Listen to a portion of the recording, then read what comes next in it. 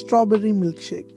దీనికి కావాల్సిన పదార్థాలు ముఖ్యంగా 3: స్ట్రాబెర్రీస్, మిల్క్, వీలైతే షుగర్. డ్రై ఫ్రూట్స్ ఆప్షనల్, మీరు వేసుకుంటే ఇంకా బాగుంటుంది. ముందుగా మన స్ట్రాబెర్రీస్ అన్ని క్లీన్గా కడుక్కొని ఆ పాలని కొంచెం వేడి చేసుకోవాలి. వేడి చేసుకున్న పాలని కాస్త చల్లార్చుకోవాల్సి ఉంటుంది. అండ్ చల్లార్చుకున్న తర్వాతనే మిక్సీ పట్టుకోవాలి యాక్చువల్లీ. సో ముందుగా కాస్త పాలని మరగనివ్వండి, మరి టూ మచ్ మరిగించేయద్దు.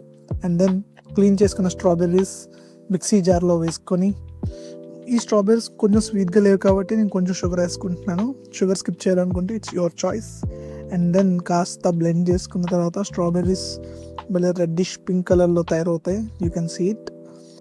సో ఇది కావాలంటే స్ట్రాబెర్రీ జామ్లా కూడా యూస్ చేసుకోవచ్చు. స్ట్రైట్ ఫార్వర్డ్ తీసుకెళ్ళి కాస్త ఫ్రిడ్జ్లో పెట్టేసి కొంచెం థిక్గా అయిన తర్వాత, చూడడానికి నెయిల్ పాలిష్లో ఉంది కదా, టేస్ట్ అయితే బాగుంది. అండ్ దెన్ ఇందాక మనం వేడి చేసి చల్లార్చుకున్న పాలను కొంచెం యాడ్ చేసుకొని లైట్గా కలిపేసుకొని ఇంకా మిక్సీ ఇంకోసారి పెట్టేసుకోవడమే. టడా, మన strawberry milk shake ready. So కొంచెం స్వీట్ సరిపోదు అనిపిస్తే లైట్గా షుగర్ యాడ్ చేసుకోండి. అండ్ కొంతమంది ఎలాచీ పౌడర్ కూడా వేసుకుంటారు, బట్ నేనైతే యూస్ చేయలేదు.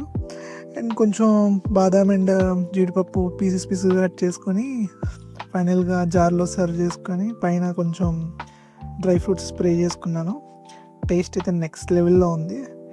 అండ్ దీన్ని మనం స్ట్రైట్ ఫార్వర్డ్ ఐస్ క్రీమ్ కూడా చేసుకోవచ్చు, లైక్ కుల్ఫీ లాగా కూడా చేసుకోవచ్చు. సో ఈ ప్లాస్టిక్ ట్రేని నేను డిమార్ట్లో కొనుక్కున్నాను, ఎంతో పడింది మర్చిపోయాను. ఇందులో మనం నింపేసుకొని అవి అటాచ్ చేసుకుంటే ఫైనల్గా మనకి ఐస్ క్రీమ్లా తయారవుతుంది. మనం స్ట్రైట్ ఫార్వర్డ్ పుల్ ఐస్లా తినేయచ్చు, లేదా స్పూన్తో తీసుకొని ఐస్ క్రీమ్లో కూడా తినేయచ్చు అనమాట. ఓకే, అవుట్పుట్ అయితే చాలా బాగా వచ్చిందండి. టేస్ట్ కూడా చాలా బాగుంది. బయట ఐస్ క్రీమ్ పార్లర్స్కి అసలు ఎక్కడ తీసుకోలేదు. ఎనీవే, మీకు మన strawberry milk shake and ice cream ఇది నచ్చితే ఒక సబ్స్క్రైబ్ చేయండి ప్లీజ్. Thanks for watching.